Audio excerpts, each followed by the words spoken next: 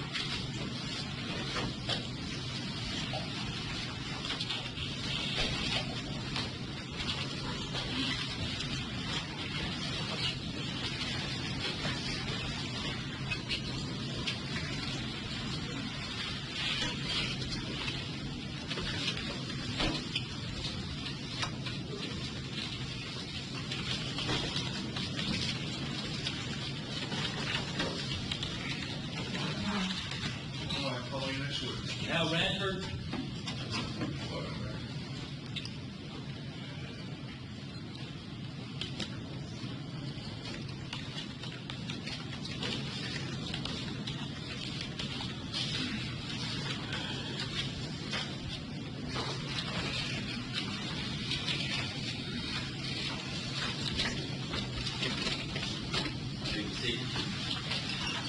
Bradford, you reminded you're still under oath. Yes, sir. Right, sir. And just very briefly, you work with Athens County Police Department, correct? I do. And what is your current position and responsibility, sir? I'm the supervisor of our crime scene and forensic unit. And in December of 2010, were you a supervisor at that time, or were you assigned to crime scene investigation forensic? I was an investigator in the crime scene unit. And when did you become supervisor? In 2011. And if you will, let me go back to the evening of December 28, 2010. Were you working at that time, sir? I was. And when were you working at that point? What hour did you have, if you recall? It was an evening shift. I believe it was the 3 to 11 shift. And during that time, at 8:30 or shortly thereafter, were you notified to proceed to the scene of the shooting off Nottingham Drive? I was. And was that 360 Nottingham Drive here in Athens, Clark County? It was. And what were you notified to go do at that time? They contacted me, actually, the evening shift supervisor contacted me and said they had a shooting and he needed forensics to respond, or crime scene unit to respond. And did you do that? I did. And when you arrived over there to the residence, was anyone else assisting you on that particular case? There were several detectives on the scene, several patrol officers, basically maintaining scene security and guiding me to what evidence they had located. And tell us about the scene when you arrived. What did it look like? There was a lot of activity going on at the scene. Some of the first responders from the fire department and EMS were still on scene, making arrangements to transport the shooting victim. So there were quite a few people there at the scene at the time. And that victim was turned out to be Kenneth Margaret, is that correct? That is correct. He was still on the scene at that time? He was. And while you were there, was he transported by EMS? He was. And what were you, let me ask you, at some point during that evening, did another crime scene investigator basically assist you?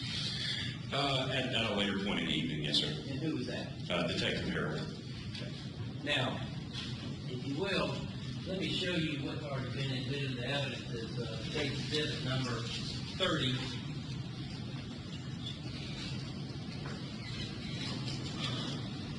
Do you have that laser up there, y'all still? Yes, sir. Okay, good. It's not taking a moment.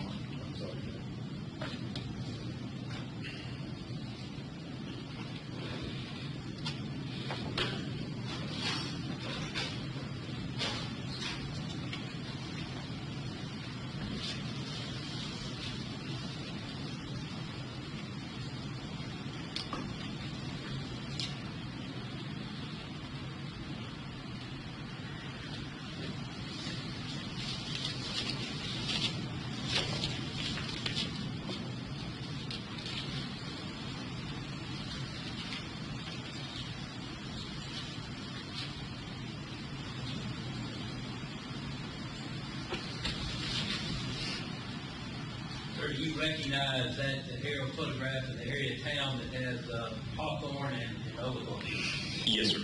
And you see the Nottingham subdivision in that particular aerial photograph? I do. Appears that Nottingham Drive is this kind of horseshoe drive here. And for the record, you see 360 there indicated on the diagram. Yes, it's right in this area. Is that where you responded, sir? Yes, sir.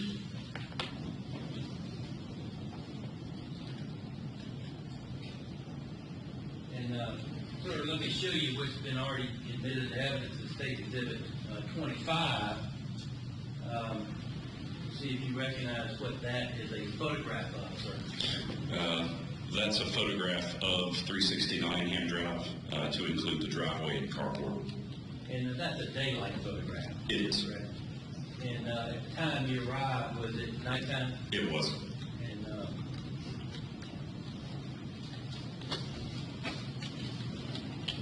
now, if you will, tell us how you proceeded. Basically, what did you do? Did you immediately start taking care of matters before the deceased was removed from the scene, transported from the scene, or what did you go about doing at that time? How do you go about doing it? Well, we try to have a standardized set of procedures. When the initial responding officers come to a serious crime scene, they typically mark it off with crime scene tape. One of the things I do is I try to document that the area has been secured with crime scene tape. As EMS was still there, we kind of waited for them to transport. At the time, I was still under the impression, and officers on the scene were still under the impression that the victim was still alive. I was working at like an aggravated assault scene, not a homicide scene. My first step is taking pictures, and I remove from the perimeter the most exterior part of the crime scene, which we call the least intrusive, into the interior of the crime scene, which we call the most intrusive. So I'm taking pictures, trying to capture 360 degrees of what the crime scene looks like. And that goes, as I say, from the outside of the crime scene down to small items like shell casings, blood evidence, and the like. And tell us, if you will, when you indicate you initially take, overall photographs kind of from the outside in, after taking those overall photographs, you indicated you may note while you do that certain bits of evidence that might be available that you observed by the naked eye at that point? That's correct. Typically, when patrol officers are responding to scenes, they will come across items of evidence. In this scene, obviously no different.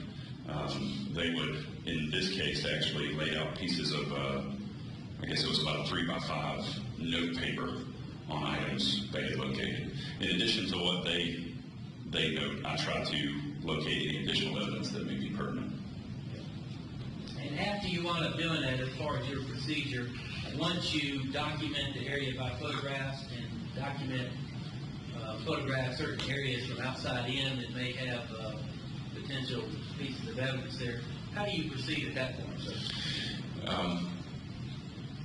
Once I identify items of evidence and I've taken my initial photographs, which are what we call long range, medium, and close up, meaning that I get a photograph that shows where the item of evidence might be, then I get a slightly closer up, what we call medium range, and then close up where you can actually see what the item is.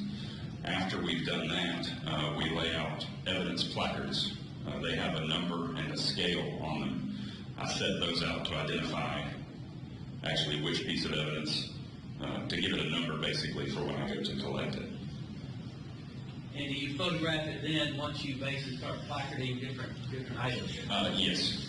And you collect it, and what do you do with it? In this instance, we collect it and put it into an evidence bag, labeled with the case number, a description of what the evidence is, who collected it, so on and so forth. And do you do anything else in regard to documenting the scene as far as any kind of measurements or diagrams or otherwise when you go through this? Depending upon the severity of the scene, we will often do diagrams. In the case of serious incidents like aggravated assaults or homicides, we will draw diagrams the diagrams are not to scale, but we take measurements so we can triangulate items of evidence in the crime scene with the intent that if we needed to reconstruct the crime scene exactly, we could put evidence back where we collected it from. Now, on this particular occasion, after arriving, did you proceed with that procedure, begin to process the scene at that point, or at that time you thought you had an aggravated assault? Correct. Tell us basically what you did when you, after arriving there and after the deceased had been transported from the scene there. I took my photographs initially, and then I had asked the resident, Ms. Jordan, for consent to search the interior of the house to see if there was any evidence inside. Went in and photographed the interior of the house, didn't locate any items of evidentiary value, and it was during that time we were notified the victim had passed away. At that point, our focus kind of shifts. We want to make sure that we're making the best case possible. often when a shooting or a homicide occurs at a house, we're worried about preserving evidence, making sure that we have, we don't necessarily want to ask for consent because we may have a suspect in the house. At that point, when we determined that he had passed away, we pulled out and waited for a search warrant. And did y'all wait for a search warrant to be secured? We did. And was the search warrant secured for that particular resident as a matter of precaution? Yes. And following that, what action did you take, sir? While we were waiting on the search warrant, I processed the victim's car. We weren't worried about a third party's expectation of privacy in his car, being that it was his. We processed it for fingerprints and searched it for evidence. We also did some timing of motion sensor lights. One of the witnesses had talked about seeing the motion sensor come on and then extinguish.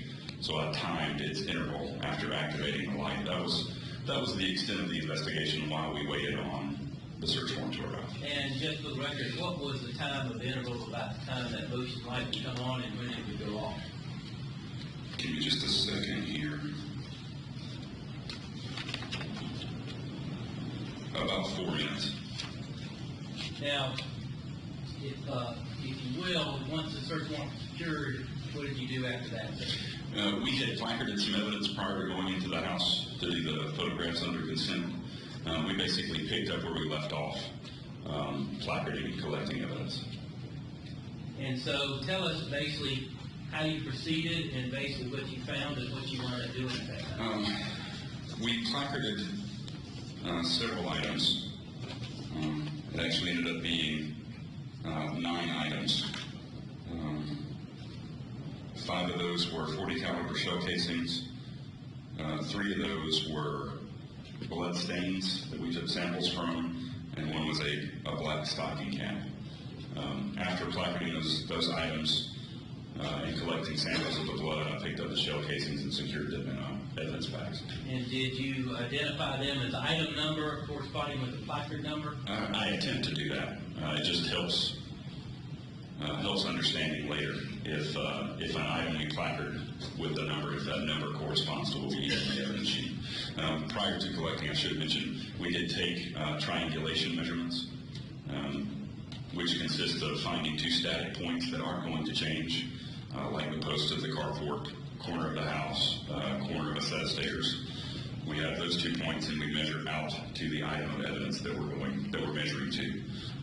We note those so that we can, using the 2 static points, we can put the item. So prior to collection, we did do the triangulation measurements. And then those items that you collected, what did you do with those, sir? We secure them in our vehicles while we're continuing the crime scene investigation. But after that, we transport them to the precinct where we place them in evidence lockers. Now, in this matter, sir, if I can, let me show you what's been pre-marked here.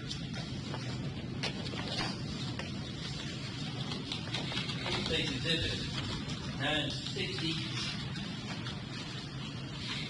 through 1037, if you will. The judge, there was a set of numbers in there that went with a different set that we're going to introduce to the next witness, so as we label those pieces together. So again, these are numbers what? 960 through, man.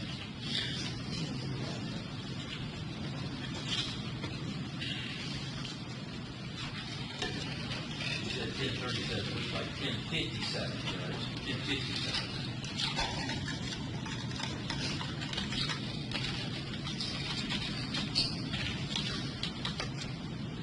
Thank you. Look through those photographs and see if you recognize those.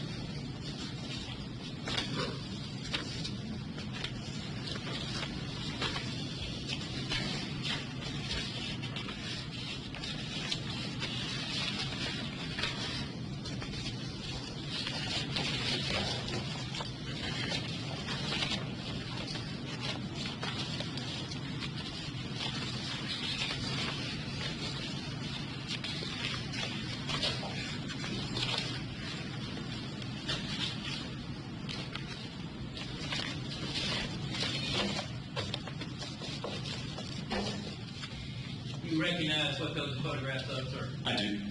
And what are those photographs of? Those are the photographs I took at the scene that night.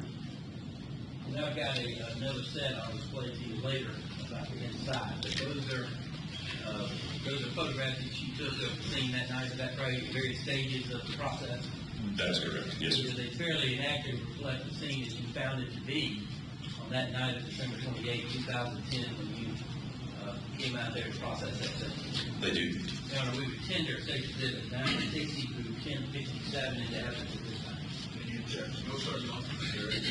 Let me show you, if I can, sir, what's been marked as State Exhibit 1058 to 1061. See if you recognize those items.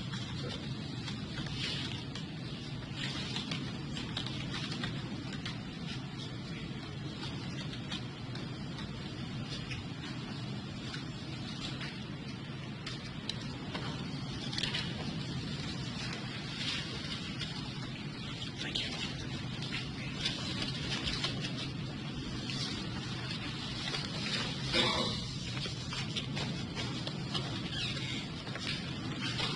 What are those items, sir? These are copies of the scene diagram I drew. And 1058 is what? It's an overall, my initial drawing of a driveway, yard, and home at 369. And 1059 is what, sir, the next diagram? 1059 is another copy of that diagram with my placarded items listed on it. Yes. And 1060 is what, sir? 1060 is another of that diagram that documents the points I use to do triangulation measurements. And then 1061 is what, sir? That is the actual measurements of the individual items of evidence. We would offer to evidence 1058 through 1061 at this time. Your turn. No, sir, no. Sir, let me show you, if I can, first of all, State Exhibit 1058 is overall position.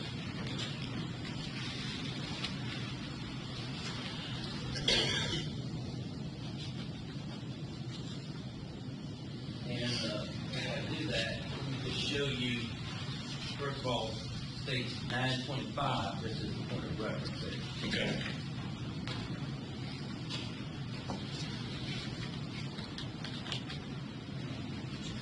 This particular 1058 here, this overall, is that diagram to scale at all? It is not. And did you compare that after coming back to the department at some point, Yes. after processing the scene, sir? Yes, sir. Okay.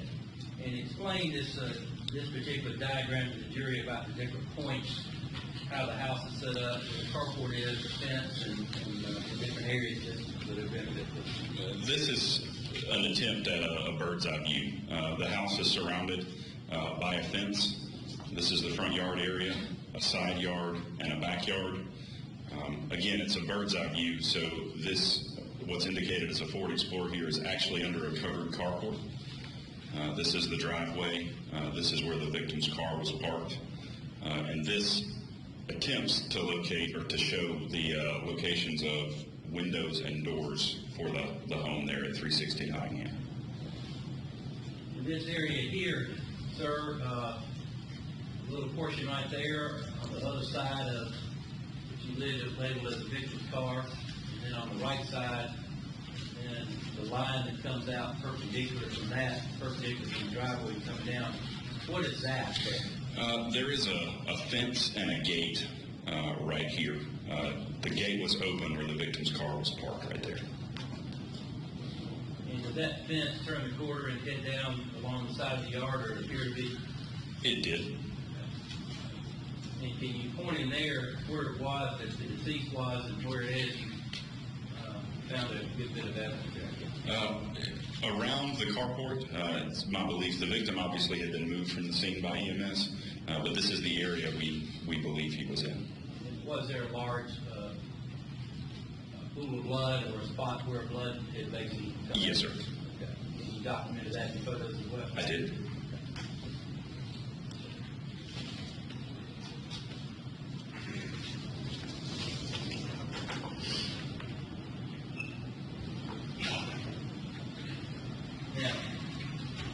Let me go ahead and go through a number of these photos, sir, if I can. This is exhibit 960. That may be able to pick up better on the monitors than it does the overhead, I guess. You may want to look at that.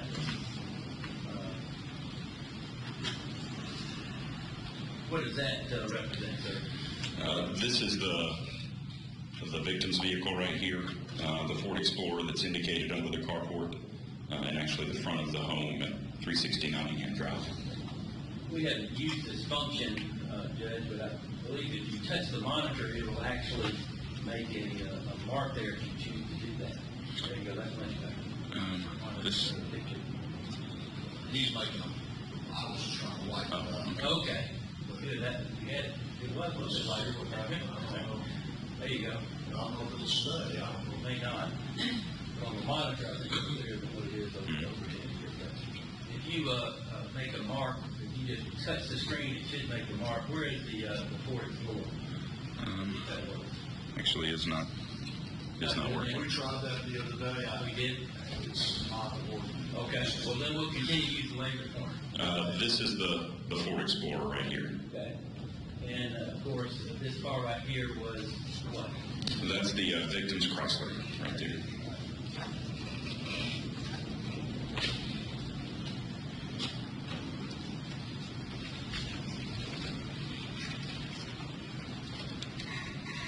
And 961 shows what, sir? This is a closer up view of the home. I'm trying to capture the address of the home right there, 360. This 963 shows what, sir?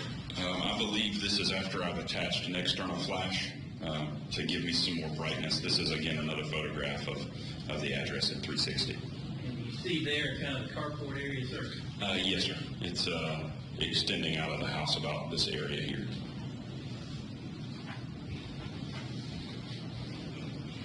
This is at 965. Shows what, sir? This again is 360. This is the victim's Chrysler. There's the gate that I indicated in the diagram, and the Explorer.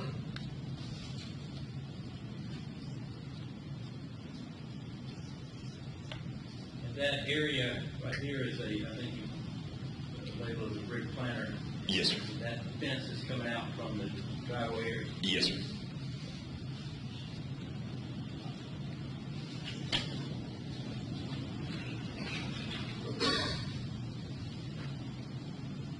This is at 968.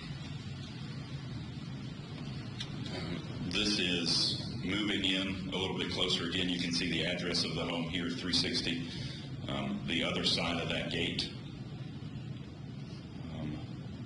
capture a small amount of the victim's car, I believe, right here in the corner. And this is the carport area with the Explorer parked underneath it again.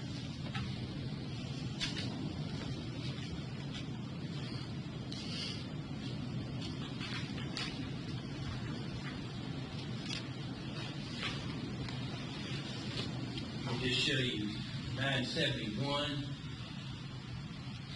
and then 972. What were you documenting there, sir? These are there are windows on the house. One of my goals with any scene is to document the condition of the house to see if, or to basically rule out whether there's been forced entry into the home. I'm basically showing that the windows and doors to the home appear to be intact. 973 was showing what, sir? This is the entry door off of the carport, entry to the home.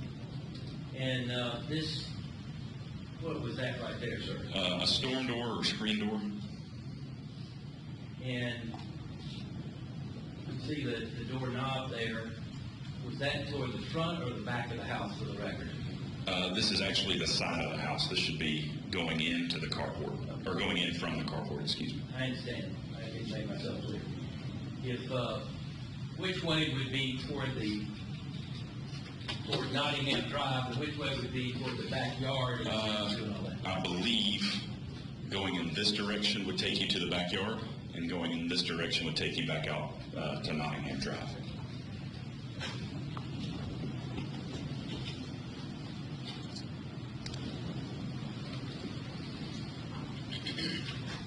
State's Exhibit 975.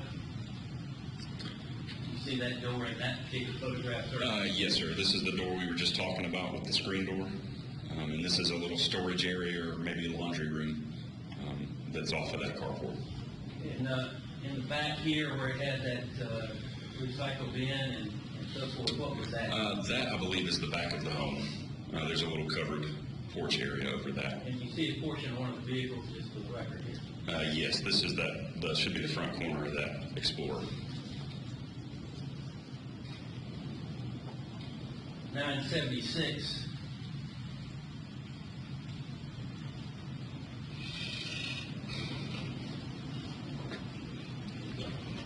Shows what, sir? This is standing under the carport. Here's the Explorer, and we're looking back out at the victim's vehicle toward Nottingham Drive.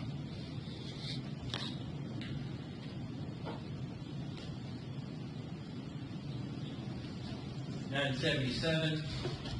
Shows what, sir? Again, the carport area, the Ford Explorer, and this picture is kind of dark, but these are areas of the city we were trying to capture. And let me zoom in. I think you may look at your monitor also that would be clear. Can you see in that particular photo, or can you tell the area where there appears to be blood that was on the ground? That should be in this area right here.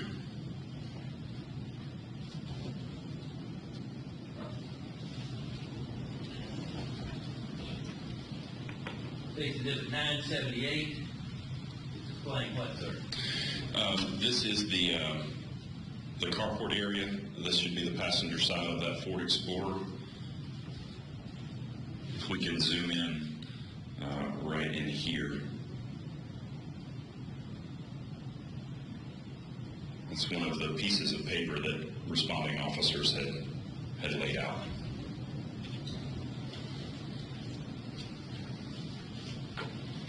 And 978, 979, excuse me, shows what? This is a close-up photo, one of those pieces of note paper the officer had laid out, and this is a shell casing.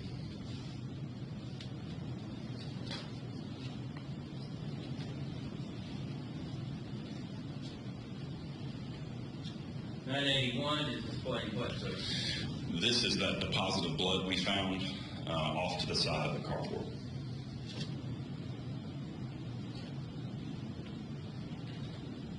That was in 981. Yes, sir. 983 displays what, sir? This is more of a medium-range photograph. Captures that same area of the blood deposit and also a black stocking cap.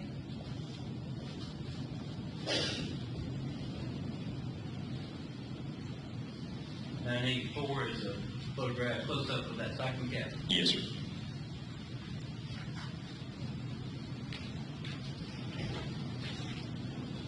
At the time, did you have any idea whether that had any relevance to this case? No, sir.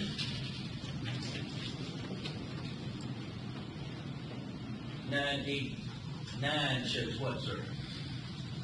This is that carport edge. You can see the tire of the Explorer right there. This is another one of the shell casings marked with a piece of notebook paper. 990, is that a close-up of that same item, sir? Yes, sir.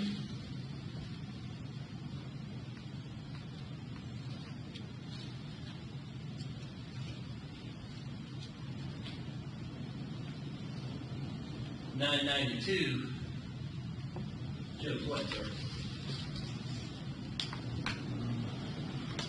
This is another piece of note paper right here. I believe that's marking the shell casing right here beside it.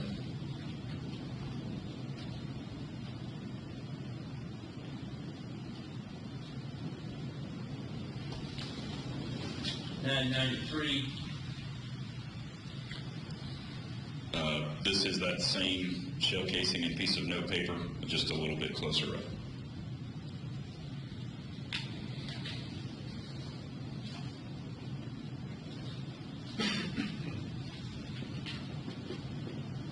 And 994, sir, what does that show?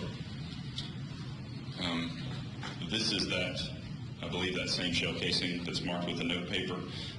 This is a possible blood stain or a smear on the concrete of the carport floor.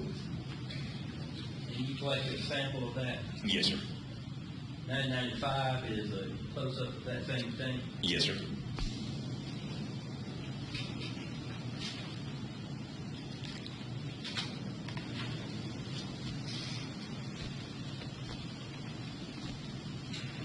$998 was what were you capturing there, sir? This is the back of the home. In this picture, this is the back set of doors that come out of the rear of the home, covered by a little roof area. And off in this direction over here is where the carport is.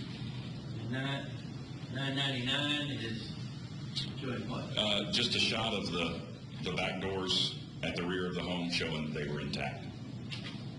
There have been no forced entry. None that we could find, no, sir. And base exhibit 1000 is what, sir? This is the side of the house opposite the carport. You can see the fence that surrounds the home here. This is that back porch area we were just talking about. As you face the house from the street, would that side of the house be on the left or the right? That should be the left side.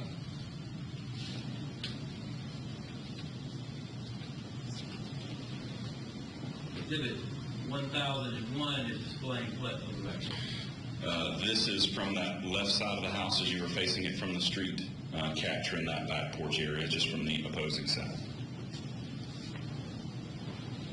Base exhibit 1002.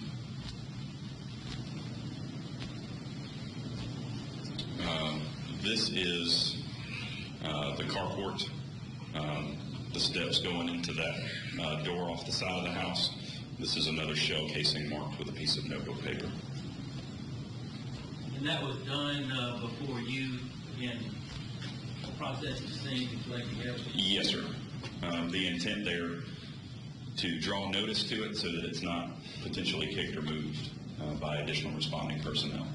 You didn't know whether those items had been kicked or moved or stepped on at all, before you arrived at all, or even before the officer parked them? Correct. I would not know that, no, sir. Base exhibit 1003 is what, sir? This is more of a medium range or close up of that same shell casing. This is the storm door corner right here.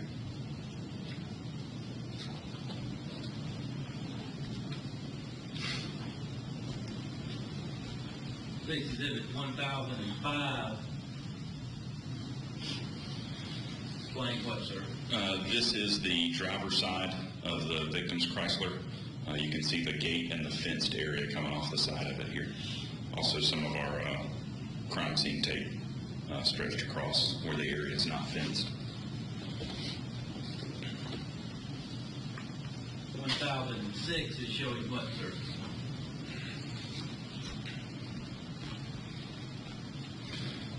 This is the rear passenger side of that same vehicle.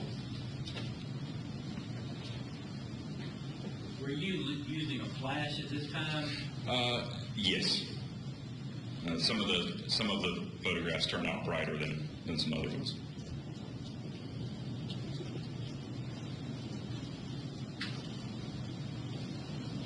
Uh, 1007 is displaying what, sir? This is more of the carport area. This is that Ford Explorer that's parked under the carport. The entry door off of the carport and screen door. Just trying to give more of an overall view of the scene as we saw it. And you see in that particular photograph that piece of paper memo pad that marked the shell case. That should be right here.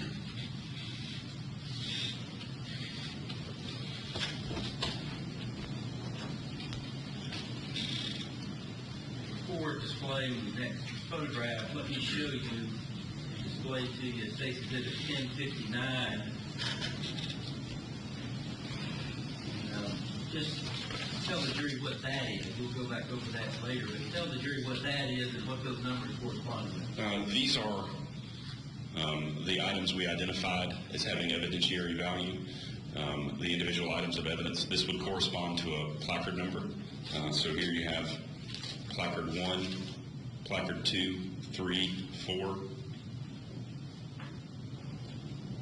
5, 6, 7, 8, and 9. And then down here at the bottom, we always try to include a legend when we're marking items of evidence. This is just a description of what each placard corresponds to. And at the bottom right, you have the victim's car listed as Chrysler Concord with the tag number of the mother's car, being the fourth floor with the tag number. Yes, sir. I didn't display those, but you documented those tag numbers by photographing them as well. Yes, sir, I did. And State's Exhibit 1008, you indicated that after documenting everything overall, further out close in, you proceeded to put placards down. Yes, sir. And then you photographed those individual placards on pieces of evidence before you collected them. Yes, sir. And State's Exhibit 1008 corresponded to which item? This is a shell casing. This one should be the one right beside the step in the screen door, which would be in this area of or headed in this direction. Showing you State's Exhibit 1059. Where is that in that diagram? Should be right here.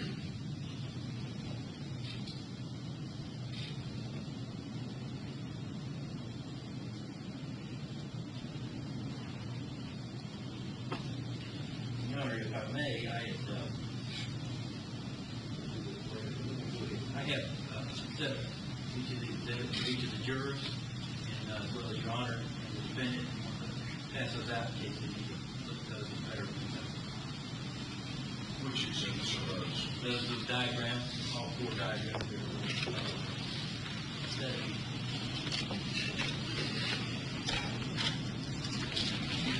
Ones on for that, or? No, sir.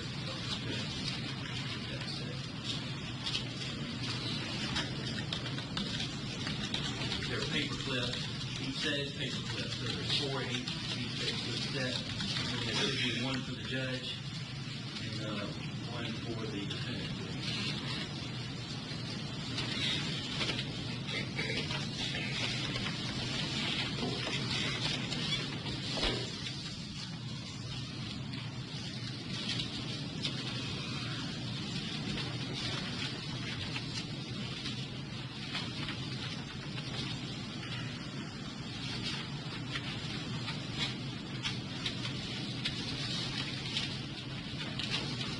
Here's a paper clip.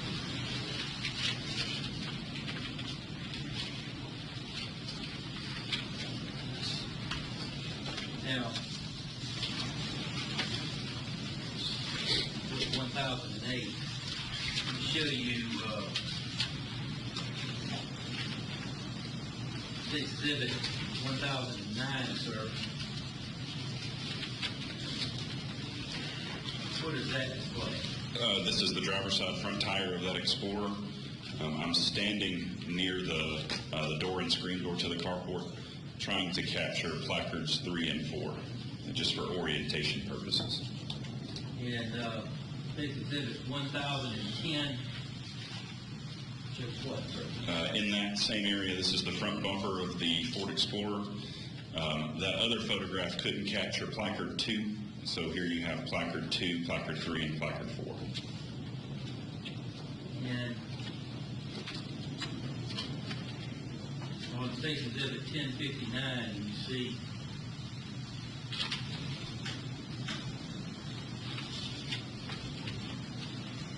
two, 3, and 4 on that particular diagram. Yes, sir. Again, that's the front bumper of the Explorer. The diagram is not to scale, but this is the relative position of 2, 3, and 4. And on the legend that you created, what was 2, 3, and 4? Number 2 corresponds to a 40 caliber. This is actually the caliber designation, 40 Smith & Wesson. CCI is the head stamp or the brand of the ammunition. It's just a spent shell casing. And 3 and 4?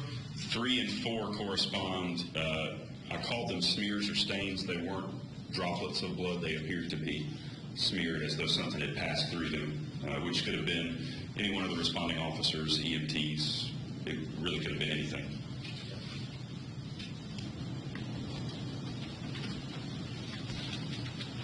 And State's Exhibit 1011 shows what, sir? This is a close-up of that 40 caliber shell casing with placard number 2 in place.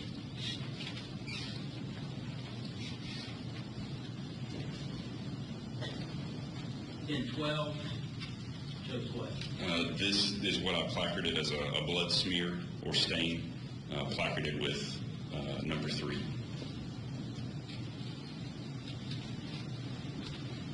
In 13 shows what, sir? This is the other blood stain that I had noted in that area with placard number 4 placed upon it. Again, you didn't know how that may have been left, when that may have been left at all. Correct. I had no way to tell.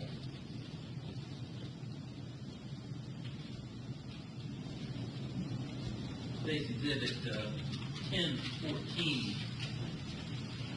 Describe that, where that's, what's that photograph of, what area, and what are you trying to depict at that point? We have the passenger side front headlight of the Ford Explorer. This is the edge of the carport concrete. You can see the covering, or the carport posts here. And then I'm trying to show the relative position of placards 5, 6, 7, and 8. And showing you 1059 again, zooming into that section diagram. Again, here's, Those numbers there. yes, sir. You have the front corner, passenger side corner of that Explorer, placard 5, 6, 7, and 8. And according to the legend, what is that? Appears to be 5, 6, and 7. 5 and 6 are 40 caliber shell casings. 7 is the larger blood stain, and 8 is the stocking cap.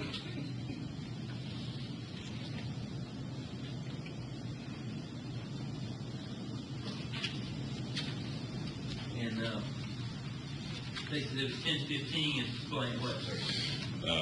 This is one of the shell casings placarded as number 5.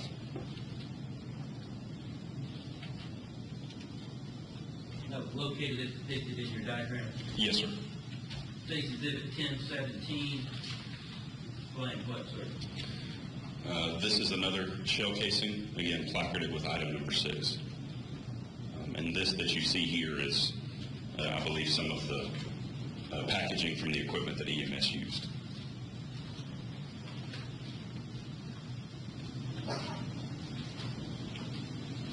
In 19 is displaying what, sir? This is a close-up of placard 6 in that shell casing that was located there.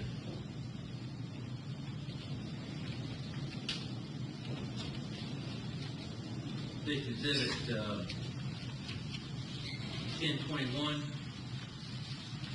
shows what, sir? This is the blood stain or deposit we were speaking of earlier, marked with placard number 7.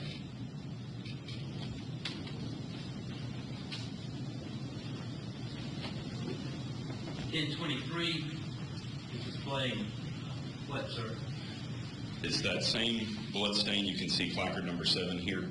I have placed a scale in the photograph to try and show how large or what the relative size of that blood stain is.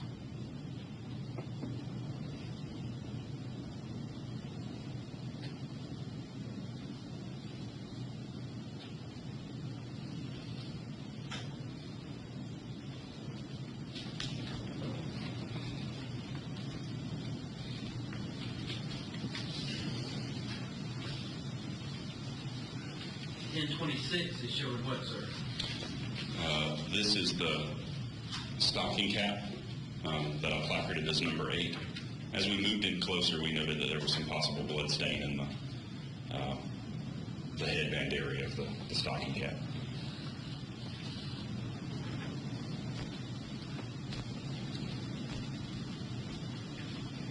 And State's Exhibit 1027,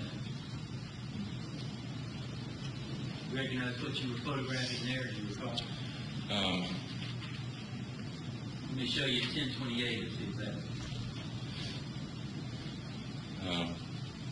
As we're going through photographing and looking at the crime scene, this is item number 6. We located another shell casing as we were placarding, and that next photograph depicts placard number 9, which I believe should be right about this area.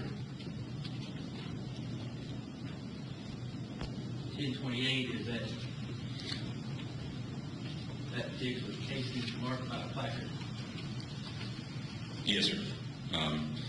In this area, this is more of a medium range photograph, but placard number 9. This is 1029 is simply a close-up of that particular item. Yes, sir. That item was marked in your diagram here, sir. Yes, sir. That is this placard right here, number 9. And what was that particular item for the record? It was another 40 caliber shell casing. The same brand. Yes, sir.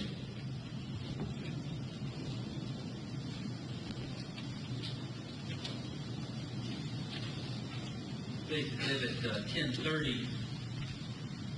What were you documenting there, sir?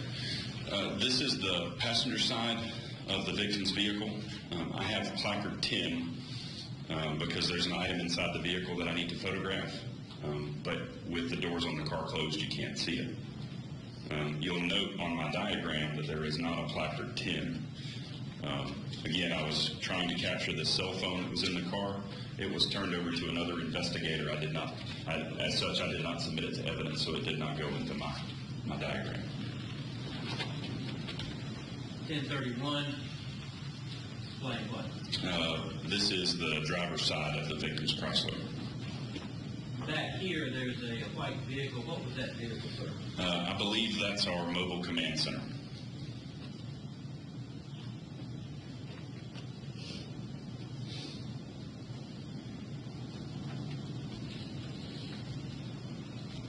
.1032 was showing what, sir? This is the opening the door of the victim's vehicle, the driver's seat and steering wheel area.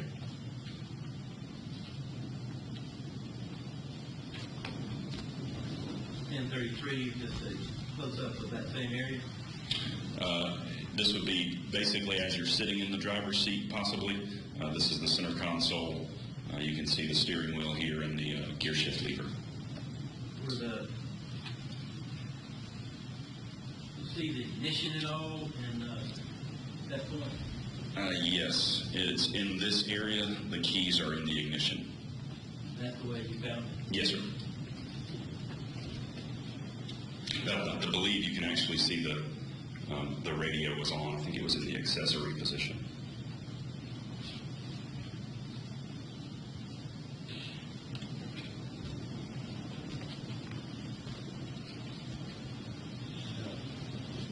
.1034 is showing what, sir? This is a close-up of that center console, again showing the condition of the stereo. Trying to depict that the car was in the accessory position with the radio on. So the electronics on that vehicle were displayed? Yes, sir. The car was not running? No, sir.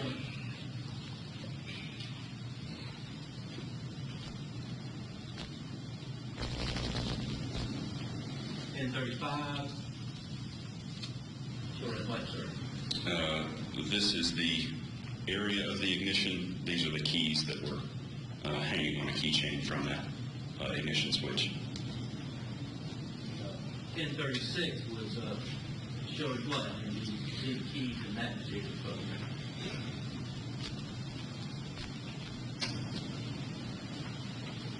This is the cell phone that I had originally placarded as item number 10. I don't know, I think this was a different set of keys. Where was that particular cell phone located? I believe that's the passenger seat of the car.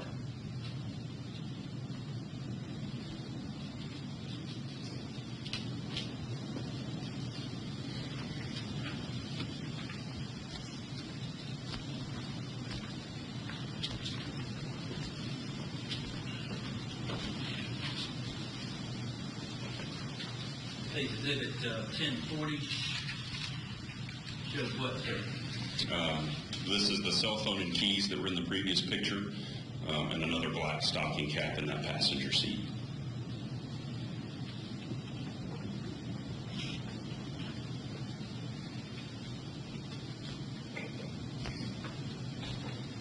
The record, what does that show? Here's the headrest of the passenger seat. This is looking into the back seat of the victim's Chrysler.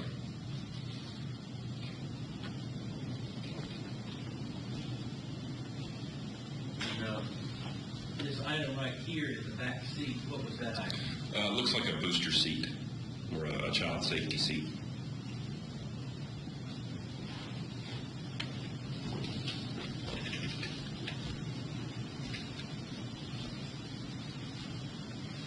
Exhibit 1043 shows what, sir? This is a back seat view again. This is more of the driver's side, a console, and a pass-through to the trunk. 1044. This is a view of that same seat, just through the open rear door of the driver's side.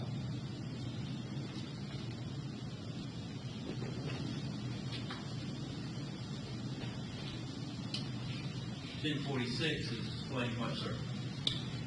This is that booster seat. This should be through the open door of the back passenger side.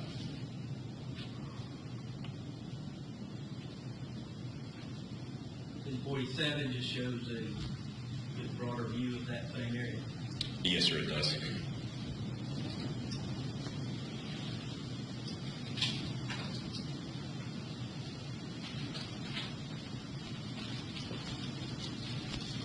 .1052 showing what, sir? This is the front passenger seat. We can see that black stocking cap, the set of keys, and the cellular telephone.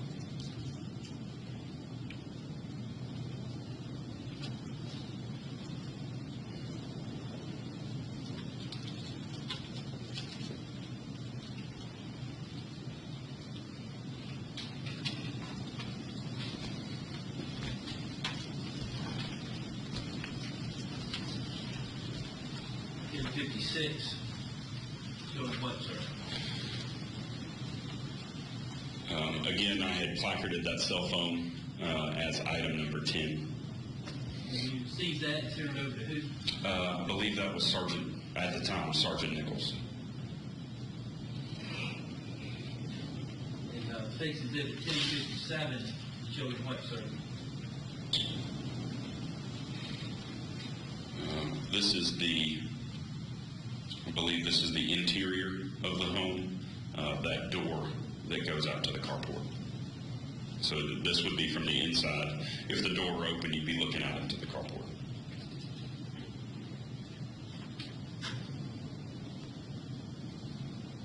Sir, let me show you just, I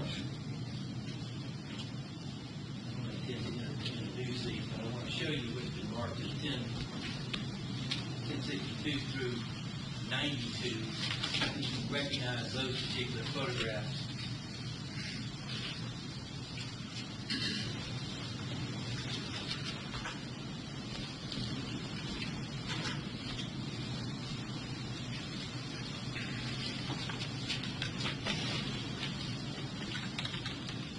That's 1062, 1092. Yes, sir. I don't intend to offer them at this time. I just want to do a bit more.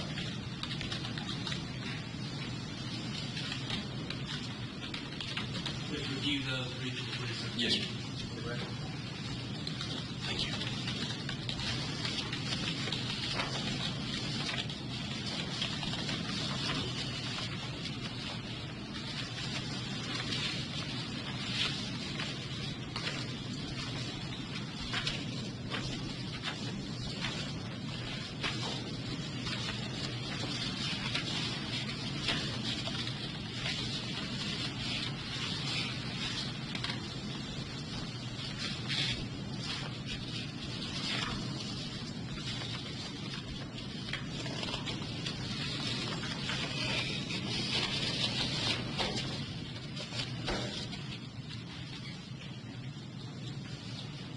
Sir, you had mentioned that before you learned that Mr. Ray was deceased.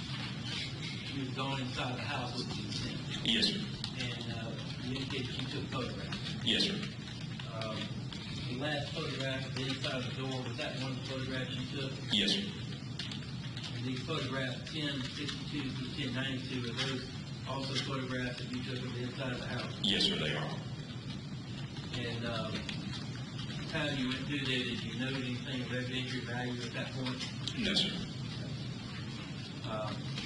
Those were the ones that you took prior to backing out, waiting on the first one? That is correct, yes, sir. And did these photographs fairly accurately reflect the inside of the house when you took photographs that particular evening that you described? Yes, sir, they do. And, sir, let's go back, if I will, to State Exhibit 1059. Do you have a copy of that particular diagram handy? I do. And just, if you will, go over, please, I won't show the legend, but I'll zoom in on it so it can be better seen. It's items 1 through 9, and what those different items were, sir. Here we have item 1, that I marked as a .40 caliber shell casing. Item 2, also a .40 caliber shell casing. Item 3, a blood smear or stain. Item 4, also a blood smear or stain. Item 5, a .40 caliber shell casing. Item 6, another .40 caliber shell casing. Item 7, the large blood deposit. Item 8, a black stocking cap. And finally, item 9, which was another .40 caliber shell casing. And those 40 caliber shell casing, what, each of those, were they all the same shell casing, same kind of shell casing? The same brand, yes, sir. And what was that, if you described it? They appeared to be an aluminum type metal. They were head stamped or branded CCI. And item 10 was the cell phone that you seized from the car? Yes, sir.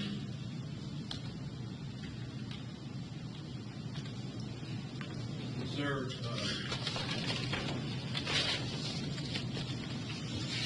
1060, would you describe to the jury what that particular item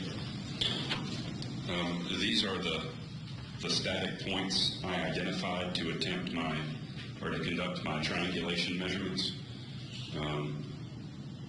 They are, to avoid confusion, we use alphabetic letters instead of numbers. What is the point of A? What is that? That corresponds to the corner of this step that goes or the step that's at the door that goes inside the home off of the carport. It's actually the corner of that step. And B is corresponding to what? The opposing corner of that same step. And C is what, sir? C is...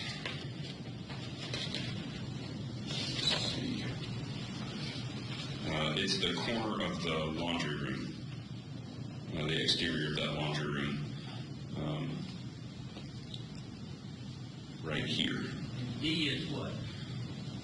It's the back corner of the home, probably that same laundry room or storage area right there. And E is what, over there?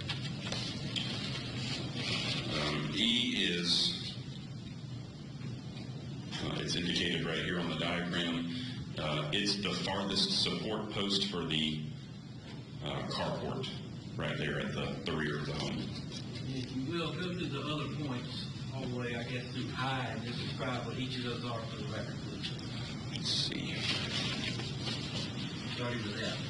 F, right here, is the support post that's at the front of the carport. G, indicated right here, is the support post for the gate right here at the fence. H is the one that's on the other side of the driveway, also a gate post. is the corner of the house right here. And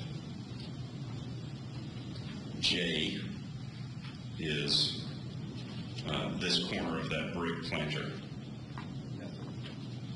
And you noted on the bottom of that particular diagram certain distances on certain between points. Is that correct, sir? That is correct. These are the distances between the 2 points that I've identified. So the distance from A to B is indicated as 3 feet 5 inches. Go ahead and go through the different Yes, sir. distances for the record, please. C, again, the corner of that laundry room, to D is 8 feet 3 inches. E, the support post at the back, to F, the support post at the front of the carport, 19 feet 4 inches. G, which is the gate post here at the corner or the side of the driveway, to H, the other gate post, is 10 feet 1 inches.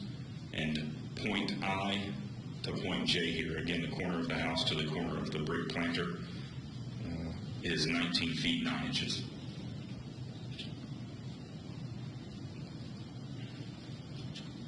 Sir, if you will, please explain this diagram that's been marked and labeled as State Exhibit 1061, please, sir. These are my triangulation measurements for the individual items of evidence with a corresponding placard number. And what do you mean triangulation measurements, sir? The first half of the triangulation measurements is the distance between the 2 points, as I said, from point A to B and so on. Then we would measure from each of the points, point A at the corner of the step, out to the item of evidence. That's what this, so item number 1 is the shell casing. The distance from the shell casing to point A, the corner of the step, is 2 feet 2.5 inches. And from the item to point B is 2 feet 6 inches. And again, I have the indication measurement from measuring the distance from point A to point B. And you did that with the different, the 9 different items that you seized on that day, the different points that set forth in the diagram? Yes, sir. That was set out as 1060? Yes, sir. Comparing to that. And at the bottom of that, for the record, what were those matters that you were documenting? I also wanted to get the relative positions of the vehicles so they could be placed back in the scene. These are triangulation measurements to put the Ford, to orient the Ford Explorer and the Chrysler Concorde, utilizing those same point or some of those same points to do that positioning. Yes. And that was done so if need be at some point you could recreate that scene. Yes, sir.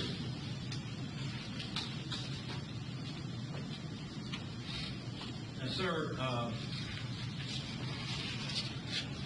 as far as the different items you collected, you indicated that you seized them and you initially put them in the back of your trunk to secure them. Yes, sir. Did you somehow secure them further after doing that, once you completed your work? Once we complete at the scene, one of my first priorities is to go back to our precinct. Due to the hour, I took those items of evidence and put them in one of our evidence lockers and sealed that with a note that said I would be back the following day to complete the evidence voucher so they could actually be entered into our evidence room. And you do all that with those items? Yes, sir. And you take custody of all those items that you indicated 1 through 9 and kept them secure until it's time you turned them into the evidence room? That's correct. Yes, sir. And they remained in your possession the whole time? Yes, sir.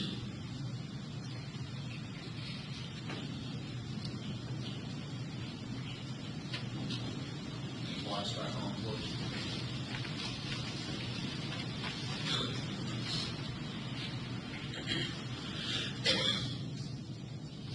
Let me show you what's been marked as State Exhibit 1093, a particular bag.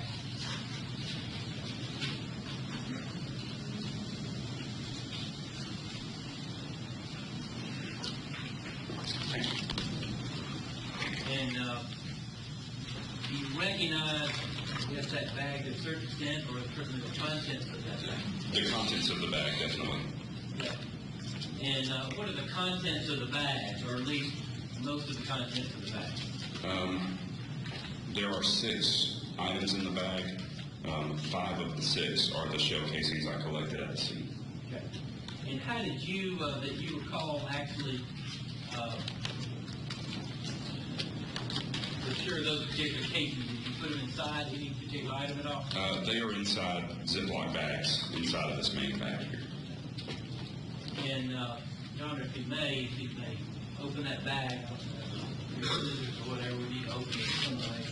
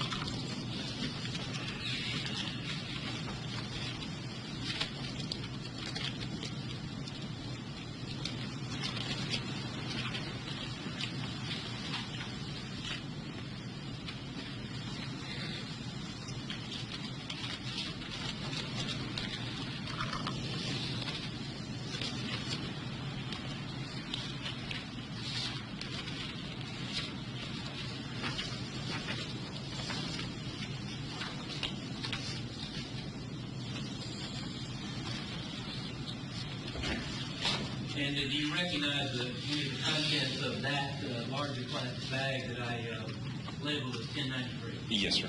What are those? These are shell casings. I have item number 1, a 40 caliber shell casing. Item number 2, also a 40 caliber shell casing. Items 5 and 6, 40 caliber shell casing, and item 9, a 40 caliber shell casing. And those were the items that you seized at the and labeled by placard number, and on your diagram labeled by number. There at the scene of 360 Nottingham Drive, the night and early morning of December 28th and 29th, Yes, sir. 2010. Yes, sir. And those are the ones you took into custody, They are. placed in the evidence. Yes, sir. The other item in there, let me back up.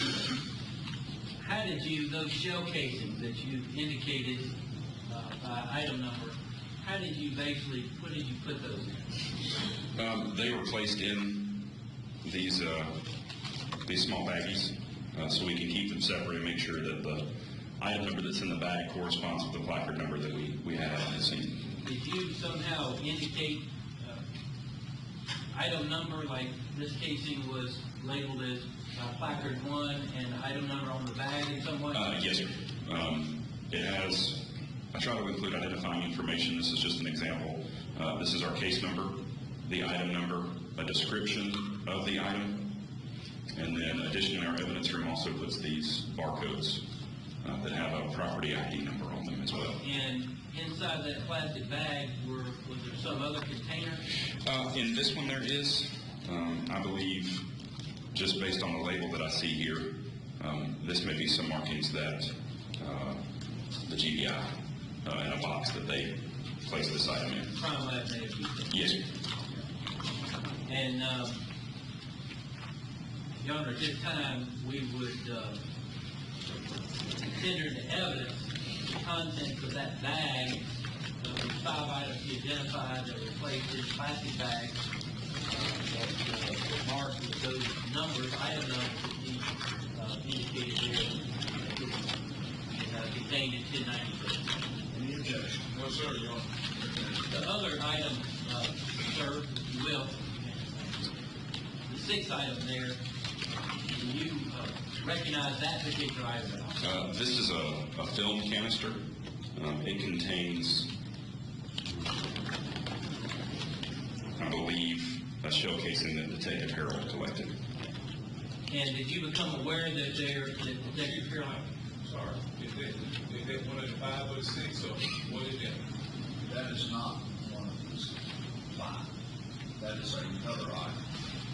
Was that in that 1093 bag? Is that contained in 1093? It is. And we're not going to tender that to him, but that comparison. And as far as that particular item, that was not an item that you see. No, sir. And you aware that Detective Farrell went back to that point? Yes, sir, I was. Put that back inside 1093 at that time. The markings on the outside of that bag, sir,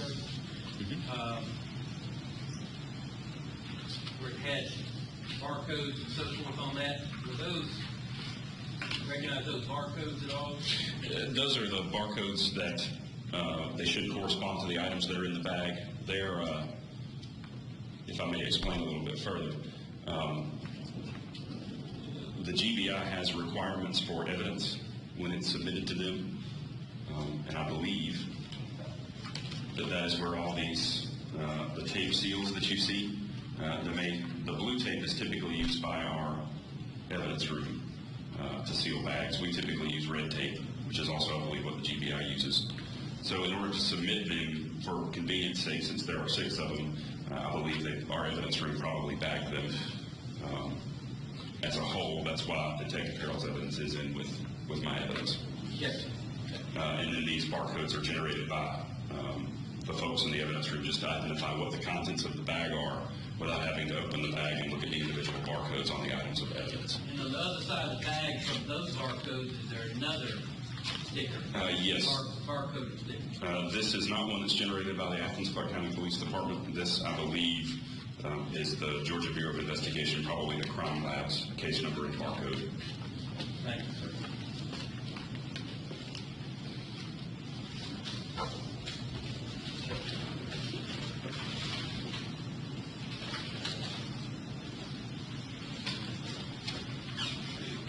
You have a pair of gloves up there. Oh, here they are. You have the seat. You have the-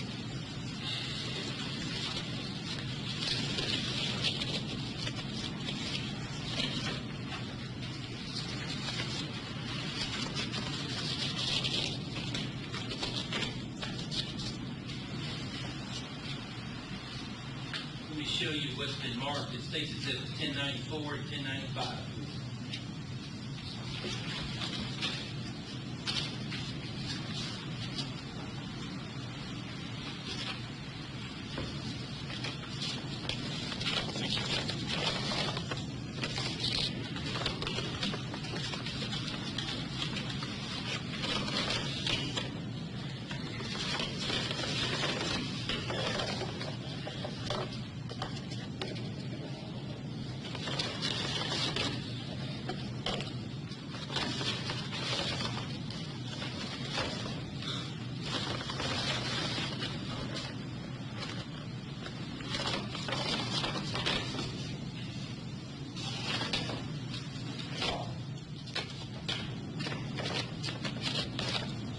And first item there, sir, the first bag, what was that, sir? This is marked as 1094. This has samples of the blood stains that I collected from the area of placard 3, placard 4, and placard 7 at the scene of 369 Hand Drive. How did you collect those? We have a specific procedure for collecting those. In this instance, we use sterile cotton tip applicators. They resemble very long Q-tips with wooden sticks. We wet them with the sterile water and swipe them through the area of the stain to collect a sample of the blood or DNA that's left in the stain. And then what do you do with that swab? It would be immediately sealed in one of these boxes. That's to protect it. It's marked with the same information, case number, location of collection, who collected it, and the date it was collected. And it had indicated an item number that corresponds with the placard number? Yes, sir. And you collect those just in case there's ever a need to process that. Correct.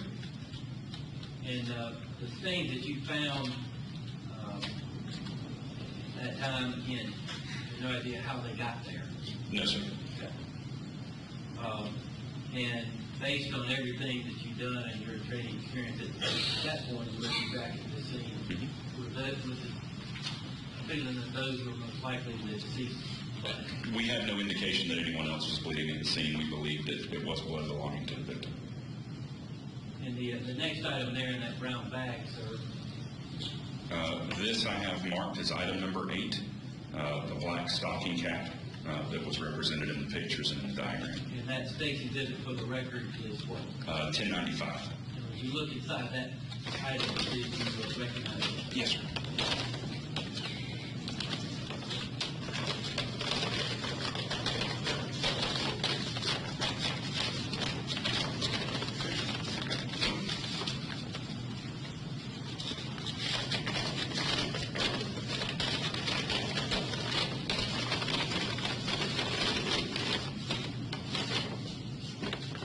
I do.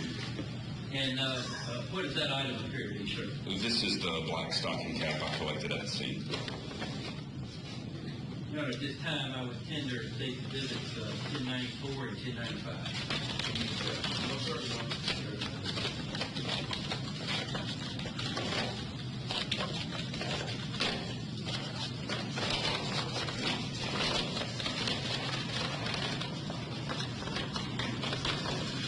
And let me show you what's been marked as 1096. sir.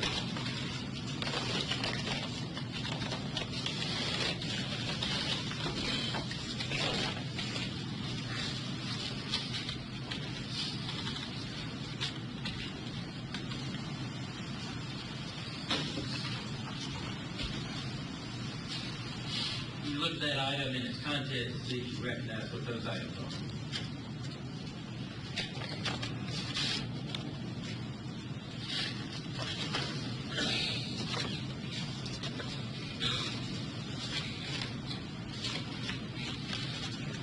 These are the latent lifts that we made from the victim's Chrysler Concord.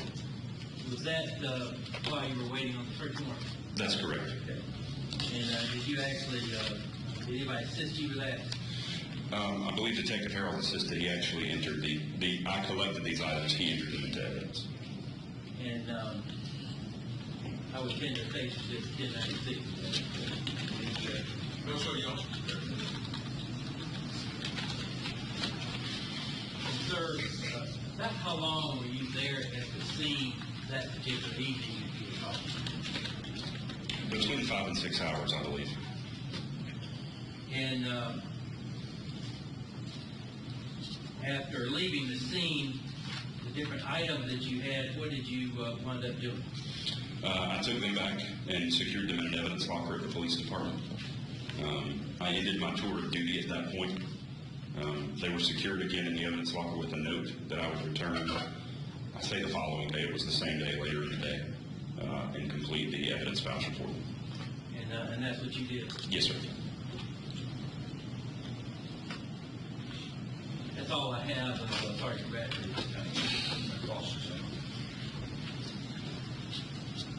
Good morning, Mr. Rapp. Good morning.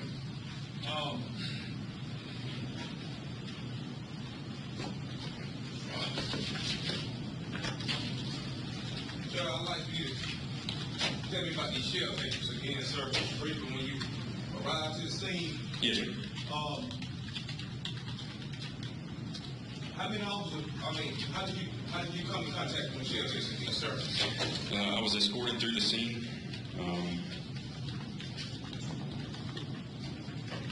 I did not know which officer it was, but one of the officers showed me the evidence they had located to that point. Okay. How many shell cases you find on the scene that night, sir? That night I located 5. Okay. I think you said, did somebody come back the next day and found those? Yes, sir. Would that have been you or Detective Harold or somebody? Detective Harold came back the next day. Okay. The scene cases that you found on the scene tonight, did you find my fingerprints, blood, DNA, anything on there that will connect me to those shell cases? Not that I recall, no, sir. How about the one Mr. Harold found? Did they find my DNA, blood, anything that indicate I had any dealing with them shell cases? I don't have any recollection of that, no, sir. Well, did you check your shell cases to see who fingerprints or DNA was on? We submitted those to the Georgia Bureau of Investigation. to conduct such testing. I don't know about the results of that testing.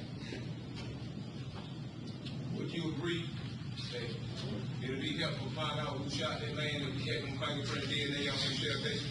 If I may explain the processing of shell casings Yes, sir. for a minute. Yes, sir.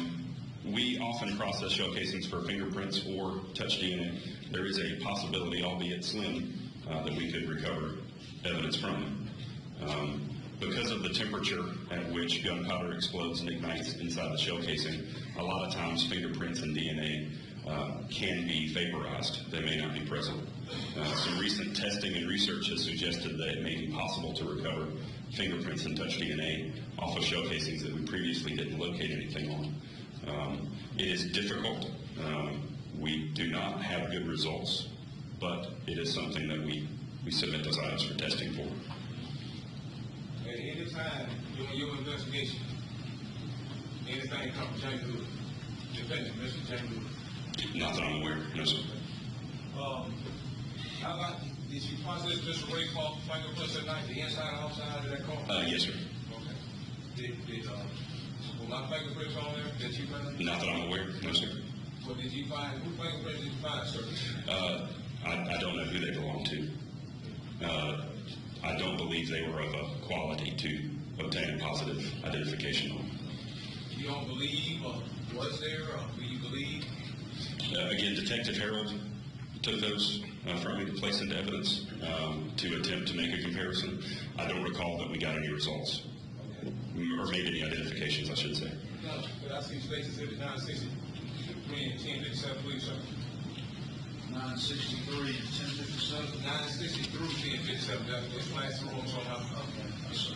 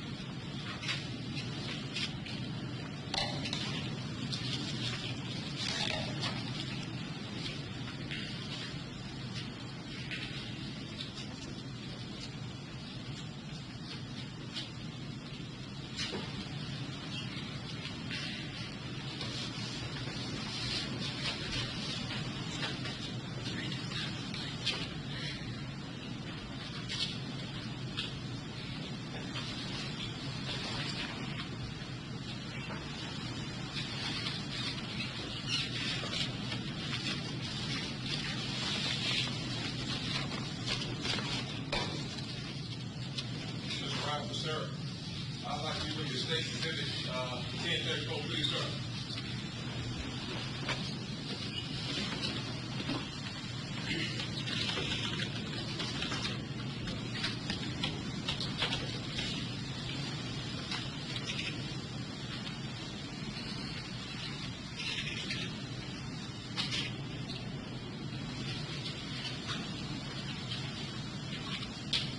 Mr. Roberts, sir. You stated that this radio was on when you got there, call, sir. Yes sir. Did you check that radio to see who fingerprints on it, or maybe who turned their radio on? I didn't recover any fingerprints from that head unit. Okay, but if there were fingerprints on it and somebody turned it on, that would be helpful in finding the person who actually shot Yes, sir. Mr. Ray, right? Yes sir. They find James Hood fingerprints on their radio. No sir.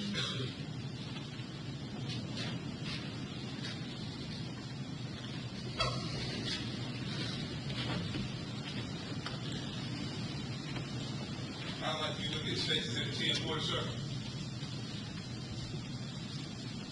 Did you do any DNA testing on that cap you found in that car, sir? I don't believe we collected that cap. No sir. But just say if that cap might have been the person who might have done that, would that help find the person who did it? That's speculation, So you didn't recover that cap, sir? I did not. Why not? I believed it was the same type of cap that we had found outside. There was no indication that anything had happened inside the car. At the time, I didn't think it was important. But is it possible that that cap was belonging to the person who shot Mr. Ray? I suppose it's possible, yes, sir. When you agree that maybe you have the trouble that and did some DNA testing, you possibly could have found the person who got it possible. It is possible, yes, sir. So you agree that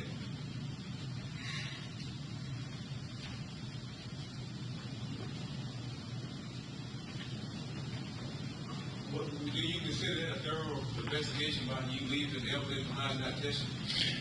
In hindsight, I see that I should have collected that, yes, sir.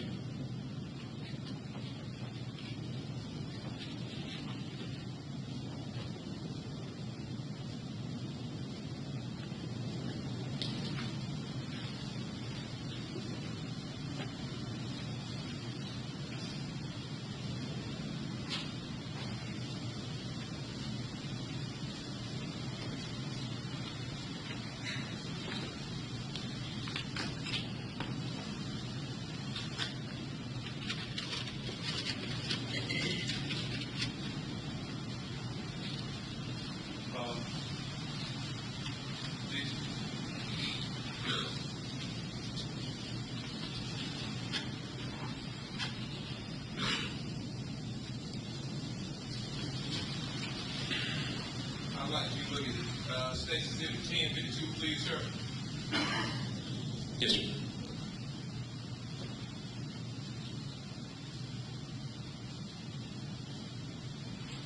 What little item in the front seat there, sir? Got a cell phone, that stocking cap, a set of keys, and the lid to what I believe is that cup right there in the center console. Sir, Not exactly sure what the white item is there. okay, who keys were those, sir? I do not know. Is it possible that the person, did you retrieve those keys? I'm sorry? Did you retrieve those keys from that car? I don't believe so. No, sir. Is it possible that those keys belong to the person who might have shot them? That's a speculation. Is it possible that those keys might have belonged to the person who shot Mr. Gray? It is possible. Yes, sir. And you leave evidence behind that could possibly lead to the person who really killed Mr. Ray Delta. Possibly. Yes, sir. Why did you do that?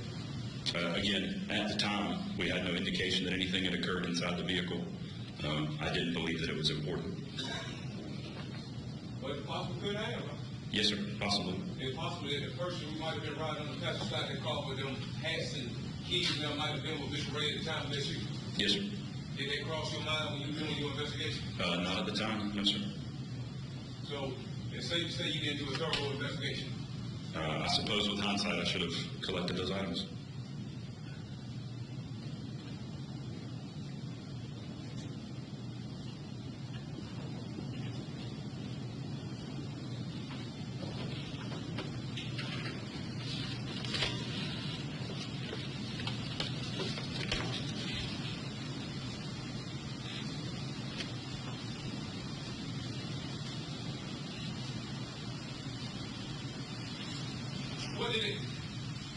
What happened to the evidence right there? Do you know what happened to it, or what they do with the keys and hats? Do you know what happened? I do not know. I know that some keys, I don't know if it was those keys in particular, but some were turned back over to the victim's mother. Do you think she could possibly still have the items, sir? I suppose it's possible, yes, sir. Is it possible that Mr. Cam Hall can ask you to go ask his mother, do she still have them items in her testimony? That's the argument. I suspect no objection. That's the interpreter, right? The reason why I say that, Your Honor, Mr. Maul and Mr. Rosenthal just took him over drive and go look for a camera yesterday. I think if he can send him out to look for a camera, he can send him out to try to find this evidence, we test this DNA, and we could possibly see who it is, because it might lead up to the real murder, sir. I suspect no objection.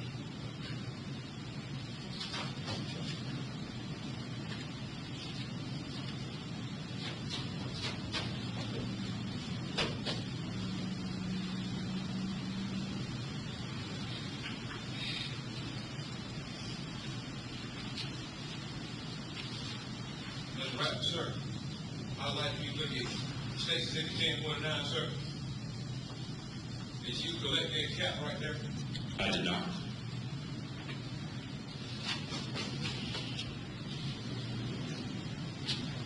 Is it possible that that cap might have belonged to somebody who might have been riding with Mr. Ray that could have led to who killed him or could have witnessed who killed him? Is that possible? It is possible. I assume you didn't get the cap and retrieve it and look on DNA because of the same thing you told us earlier, I believed it belonged to the victim. but you wasn't sure. No, sir. Possibly could have belonged to the murderer. It's possible.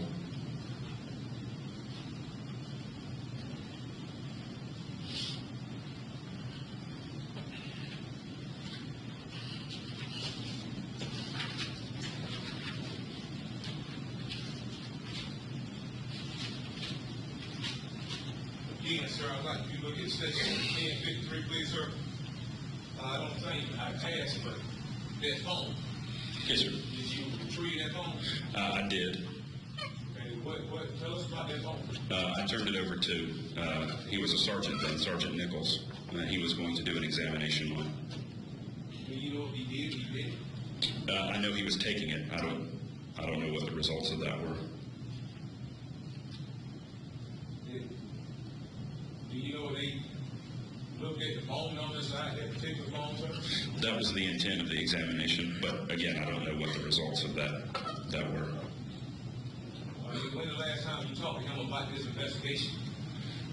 Sergeant Nichols was administering the investigation. He was one of the supervisors. He told me that he was going to do what we call a Celebrate examination, which is a device that's used to forensically extract the data from the phone. I don't know what the results of that were. Do you think those results would have possibly helped us led to the person who killed Mr. Ray? If indeed there were results, they may have. But you have no record of that today. I do not know, sir.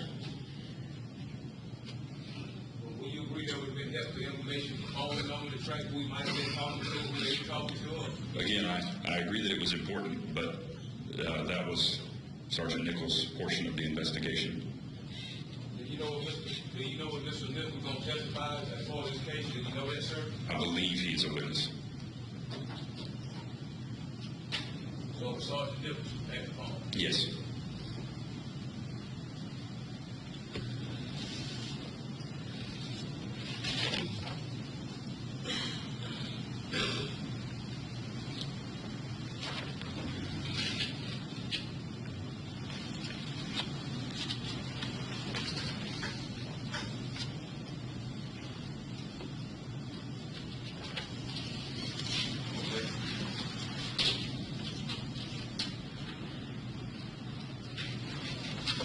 You mentioned you found some blood on the scene, sir. Yes, sir.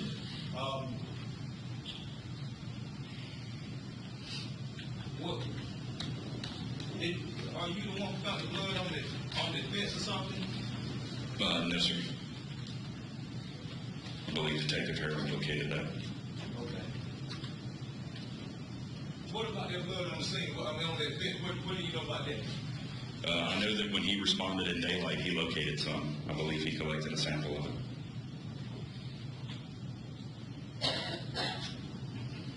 Do you know who that blood belongs to, sir? I do not know, sir.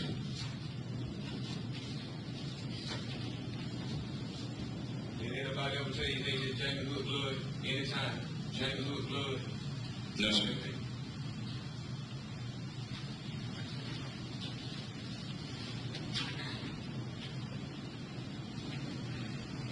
So you did a change of property and evidence record, change of custody sheet on the items that you retrieved, sir? We'll call it an evidence voucher, but yes, sir, I did. And that would have consisted of samples of blood, shell casing, sample. I see you got possible blood. Is that correct? Tell us about this possible blood. Well, there's a reason we label it possible blood. We can't be 100% sure at the scene that it's human blood. So we label it possible until it's sent for testing and actually confirmed to be blood. Okay, did they send in possible blood for testing? Viewing my samples there, I don't believe they submitted it. Why not? was that we believed it belonged to the victim. But was you sure or you believe? I believe. So you wasn't sure. Yes, sir. It could have been the person who killed him, right? It's possible. Why didn't you check to make sure? Again, we collect and secure evidence. We're not involved typically in the testing.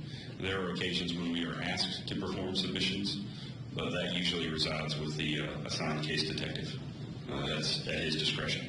Tell us about the case that you all have performed before. You say y'all perform tests on blood and stuff before.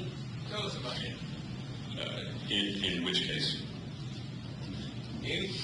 And we do submissions all the time. Tell us about the submissions. We complete a form, or the assigned case investigator will complete a form. Our evidence personnel transports the evidence in question, whether it be DNA, blood, shell casings, fingerprints. They submit those to the GBI. In the case of blood or DNA evidence, it would be for submission to CODIS, which is the combined DNA indexing system, which is where we get DNA matches from. Did you do that in this case? I did not, no, sir. But you have that before, right? Yes, sir. What the difference between this case and the one that you got it on? Again, that discretion typically resides with the investigator. We sometimes do submissions, but it's at the request of the assigned case investigator. Our role is typically collection. But you could have if you wanted to, right? Yes, sir. In hindsight, you think you should have done that? Yes, sir.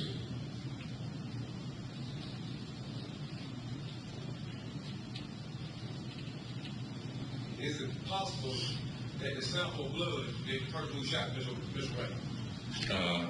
I believe it's possible.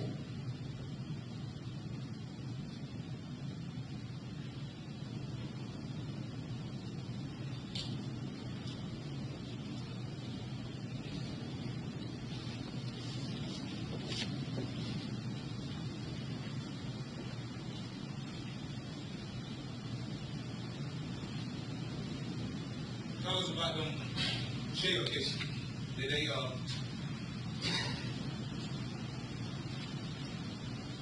say you found 5 of them, sir? Yes, sir.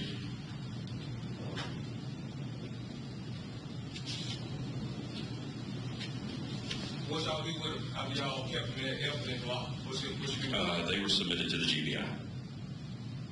What did the GBI do with them? We submitted them for, ballistics testing. I believe one of the casings was submitted for touch DNA and fingerprints.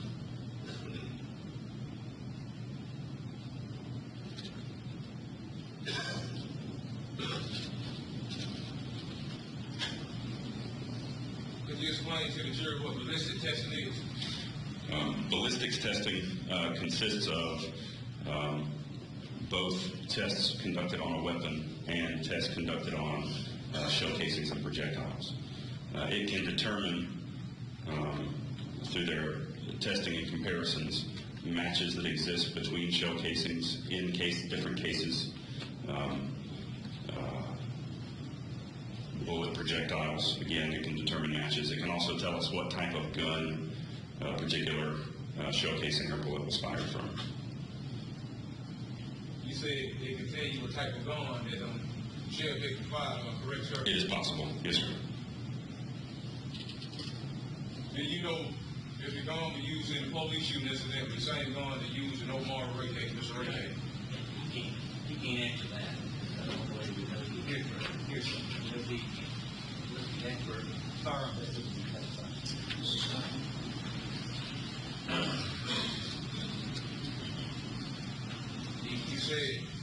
You said the GBI. You said the GBI lab, sir. Yes, sir.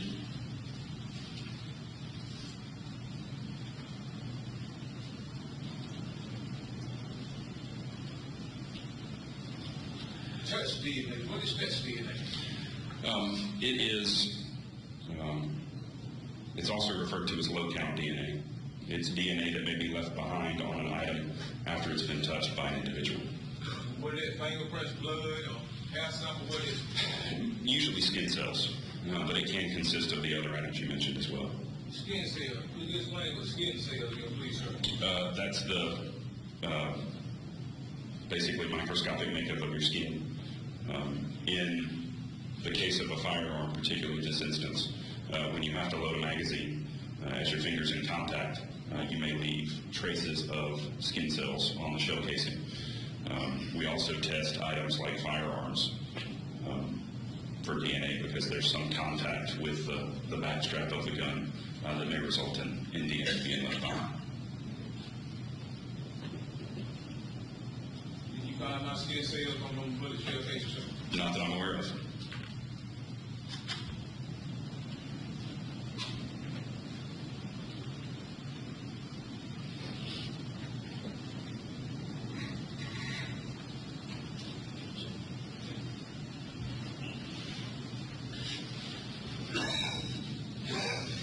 So if after the GBI, do they investigation on it? Do they give y'all any results of their investigation? A report is provided to the case investigator. Who was the case investigator on this one? I'm not aware who the assigned investigator was. Sergeant Nichols was my point of contact with the robbery homicide unit. He or one of his investigators would be the assigned case investigator. Okay, so the head investigator didn't talk to you about the role you played in the case? Oh, he did. I spoke with a lot of people. If the head investigator spoke to you, tell us his name. Again, I'm not aware of the assigned case investigator. Okay. But how can you, do he work with you? He does. Okay. I'm sorry. How could you not know who the head investigator is? You work with him, you spoke with him about the case. Again, we have multiple points of contact in investigation. Sergeant Nichols, Sergeant Clark. I would typically meet with them and discuss the case. The assigned case investigator is a formality. He's the one that ultimately has responsibility for reporting. But many people are involved in the investigation. But could you tell us about the conversation you had with the head investigator in the case? Yes, sir. Why not? I don't know who the assigned case investigator was in this case.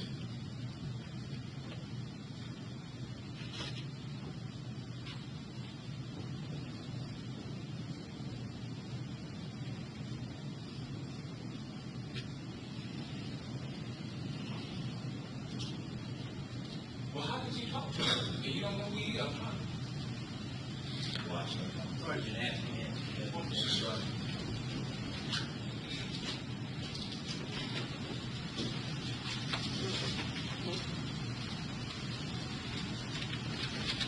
How many times in your career have you forgotten who the person who you talked to? And they did investigate.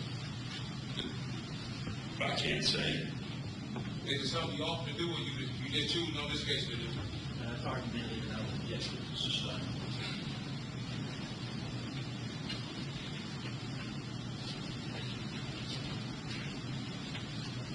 Well, sir, I see a unique stocking cap that's on your property and evidence about you. Could you tell us about that? That would, I believe, be what I placarded as item number 8 in the diagram.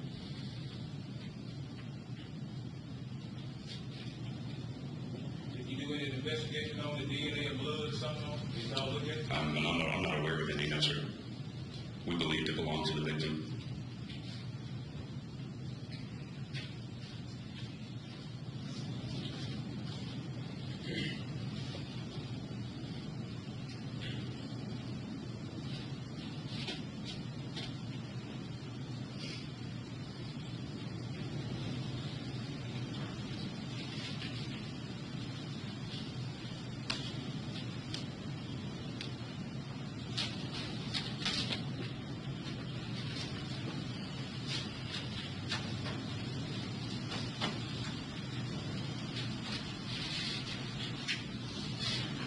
I'd like you to look at Stacey 1026, please, sir.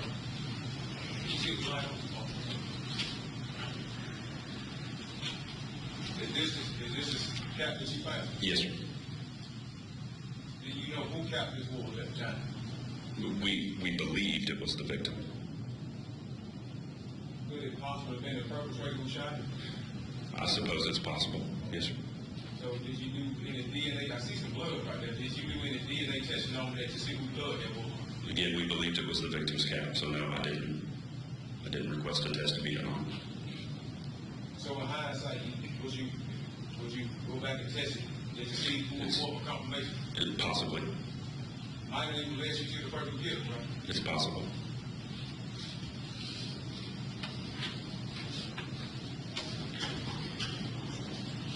I like it.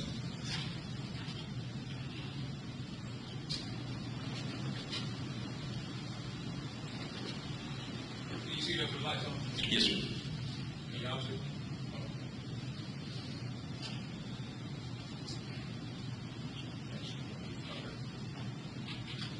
I see some footprints right here. Who footprints are these? Potentially officers or responding EMS personnel. Okay.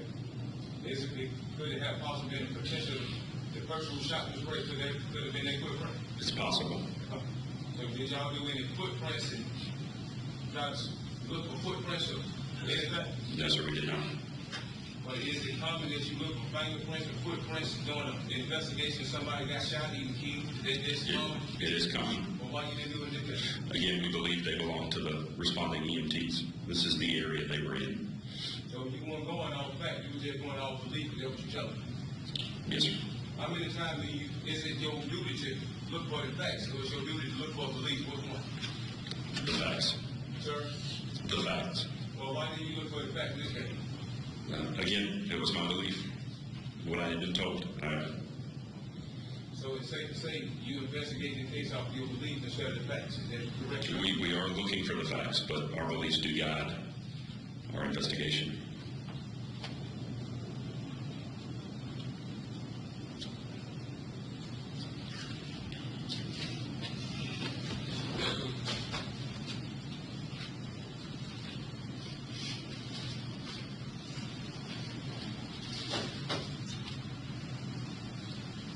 No further question at this time, and I would have subject to recall.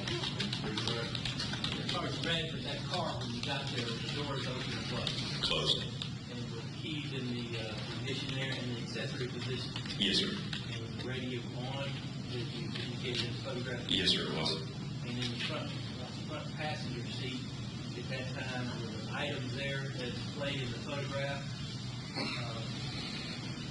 As you saw the photograph there. Yes, sir. And did it appear that somebody had been sitting in that particular seat at all immediately before the deceased pulled up to the driveway? No, sir. And is that one of the reasons you didn't seize those items? Because it appeared that they were, that no one was sitting there? It didn't appear that that happened? That's correct. And were you aware, tell me if you're not, were you aware of a description from any of the eyewitnesses that the person was leaving the scene with a hoodie at all? Yes, sir. Were you aware of that at the time you were processing the scene for the 5 or 6 hours that you were there? Yes, sir, I was. And at the time, at that point, you see 5 shell casings at all? That's correct. Were they all the same aluminum type PCI? Yes, sir. Got 40 caliber? Yes, sir. And were you aware basically of the shell casing that investigator Harold sees the next day? I was. Was it the same make and kind and caliber? Yes, sir. And Mr. Hood asked you whether or not there was evidence that basically connected him to that particular scene. Correct? Yes. Yes, sir. Were you aware of a shell casing 40 caliber aluminum CCI that was found in the backseat of his car on March the 22nd, 2011? It had been discussed, yes, sir.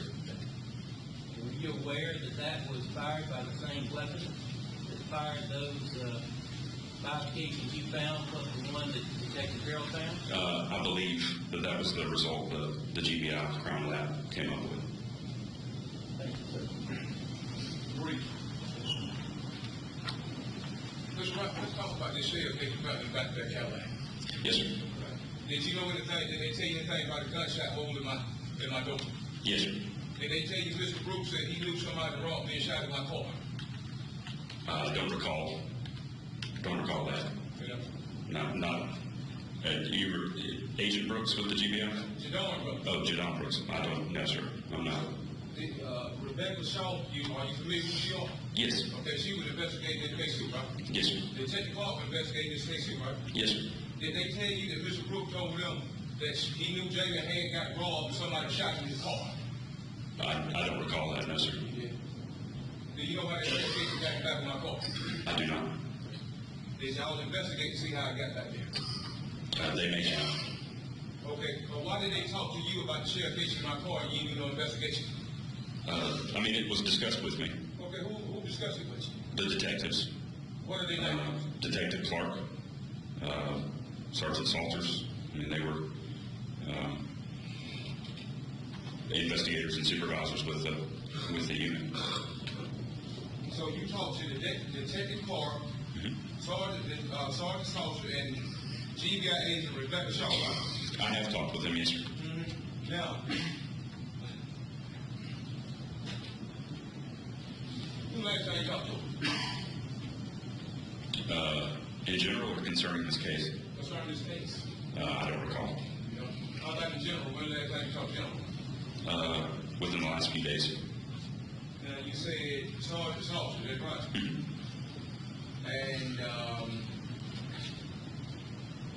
And Miss Rebecca Shaw, right? Yes, sir, I'm sorry. Did you talk to him on December 29, 2010? Probably not Agent Shaw. But Mr. Salter, you talked to Sergeant Salter on 29, 2010. On the 29th, I'm not sure. I know I talked with Sergeant Nichols. He was out there on the scene with me. I don't know if Sergeant Salters was at that scene that night Okay. or that morning.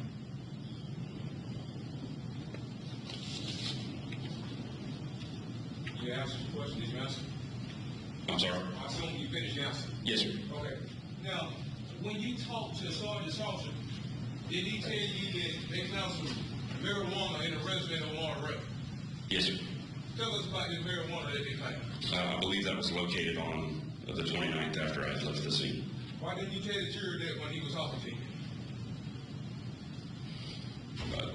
It wasn't my evidence. I didn't collect it. But you could have just told the jury if you wanted to about the marijuana y'all found in this Ray house, right? That's argumentative, not objective. But you didn't lie. It was found. I was not the one that found it. But did you take pictures of that house? Yes, sir. Did you take pictures of that marijuana you found in that? I'm sure pictures were taken. I did not locate the marijuana. You didn't? No, sir. You didn't locate no visual scales and all that stuff there? I did not, no, sir. Who told you about that marijuana in that house? Either Salters or Nichols. Somebody had gone out at a later time.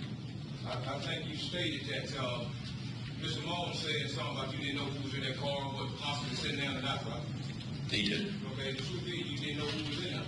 I do not. Could have been 2 or 3 people in there for all we know, right? It's possible. No more question on it this time, we're subject to recall. Nothing further, Judge. Thank you. Lunch is here.